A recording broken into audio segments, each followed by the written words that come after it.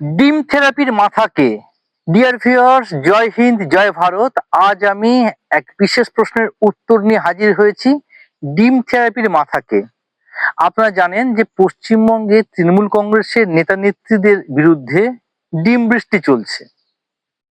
বিভিন্ন জায়গায় তৃণমূল কংগ্রেসের নেতা নেত্রীদের উদ্দেশ্যে মানুষ ডিম বৃষ্টি করছেন। অ্যাকচুয়ালি কোনো না কোনো জায়গায় তো কারো না কারো মাথায় তো প্রথমে এসেছিল ব্যাপারটা যে এরকম ডিম থেরাপি করা হবে, ডিম বৃষ্টি করা হবে।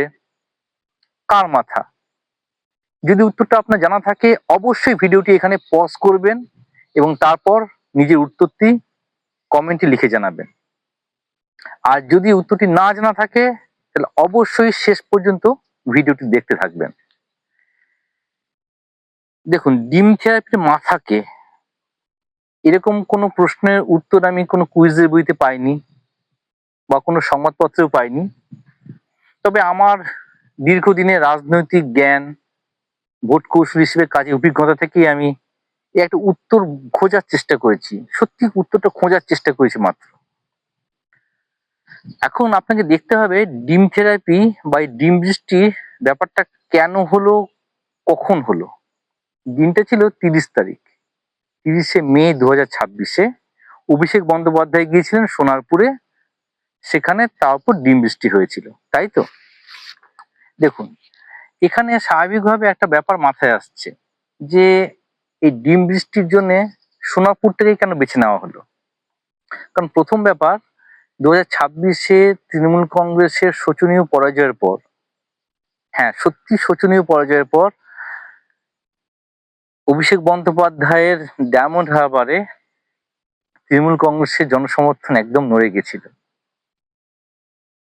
আমরা জাহাঙ্গীরের নাম শুনেছি, শওকতের নাম শুনেছি এবং আরো অনেক নেতা যাদের নাম হয়তো আমরা টেলিভিশনে বা নিউজ চ্যানেলে তাদের নাম শুনিনি, কিন্তু তাদের সঙ্গেও বেশ কিছু ঘটনা ঘটানো হয়ে গেছে, যার ফলে অভিষেক বন্দ্যোপাধ্যায় ডায়মন্ড হারবারটাকে সেফ জায়গা বলে মনে করতে পারেননি। তিনি সোনারপুরটাকে বেছে নিয়েছিলেন। এবার তিনি কি করেছিলেন? তিনি সোনারপুরের সঞ্জু কর্মকারের বাড়িতে যাবেন বলে ঠিক করেছিলেন।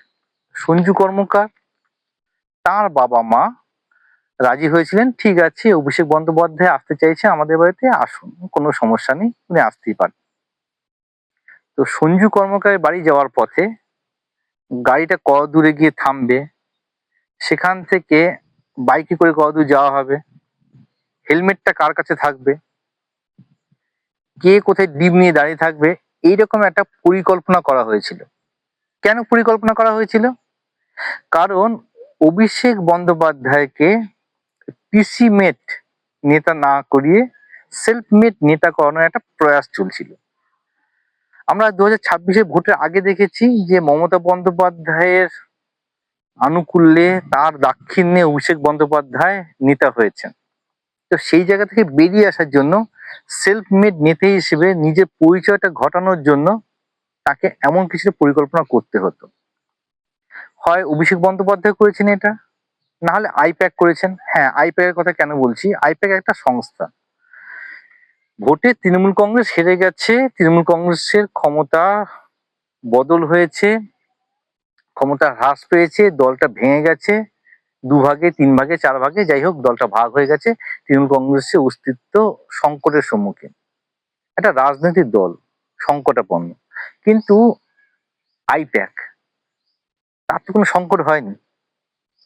সে কোনো না কোনো ভাবে কোনো না কোনো জায়গায় কাজ করছে একটা সংস্থা হিসেবে, ভোট কৌশলী সংস্থা হিসেবে।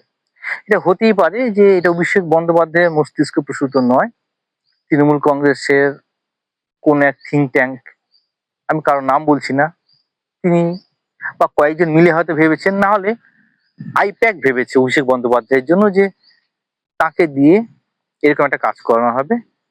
তো সঞ্জু কর্মকারের বাড়িতে যাওয়া হবে এবং কোথায় কোথায় কে দাঁড়িয়ে থাকবে, কখন তাকে ডিম ছোড়া হবে, কে হেলমেট নিয়ে দাঁড়িয়ে থাকবে, অ্যাকচুয়ালি সবকিছু কিন্তু পরিকল্পনা আকারে করা হয়েছিল। কারণ অভিষেক বন্দ্যোপাধ্যায়কে পিসি মেড নেতা নয়, ম্যানমেড নেতা নয়, সেলফ মেড নেতা হিসেবে বানানোর জন্য এটা করতেই হতো।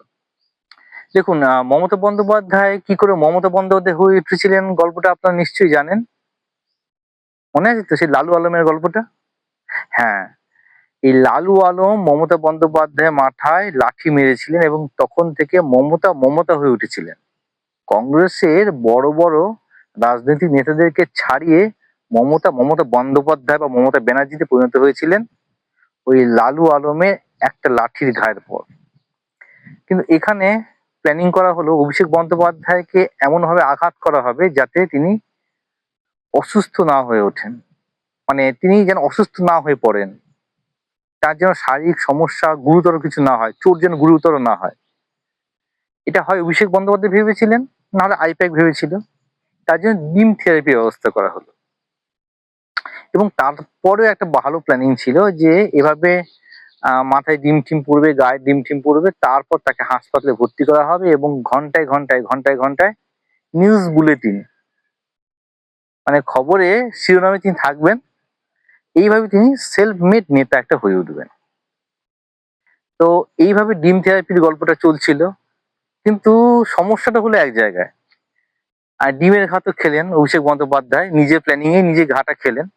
আর তারপর প্রমাণ করার প্রচার করার চেষ্টা করলেন যে মানে তৃণমূল কংগ্রেস প্রচার করার চেষ্টা করলো যে এটা বিজেপির কাজ। তারপর হাসপাতালে হাসপাতালে ঘোরানো শুরু হলো, অর্থাৎ কোনো হাসপাতালই ওই ভাইপো অভিষেক বন্দ্যোপাধ্যায়কে নিতে চাইলো না। চোট কোনো গুরুতর নয় যে তাকে হাসপাতালে নিয়ে রাখতে হবে। তার জন্য কি করা হলো, তাকে হাসপাতালে হাসপাতালে ঘোরাঘুরি করানোর পরে বাড়িতে ফিরিয়ে আনতে হলো। আর এখানেই এই অভিষেক বন্দ্যোপাধ্যায়ের সেলফ মেড যে নেতা হওয়ার পরিকল্পনাটা সম্পূর্ণভাবে ধ্বংস হয়ে গেল, ধূলিসাৎ হয়ে গেল। আমার এই ভিডিওটি কেমন লেগেছে একটু জানাবেন। যদি ফেসবুক থেকে দেখে থাকেন তাহলে অবশ্যই আমার এই ভিডিওটি দেখার পরে অপরের সঙ্গে শেয়ার করবেন এবং একটু ফলো করে দেবেন। আর ইউটিউব থেকে দেখে থাকলে একটু সাবস্ক্রাইব করে দেবেন। ধন্যবাদ। জয় হিন্দ, জয় ভারত।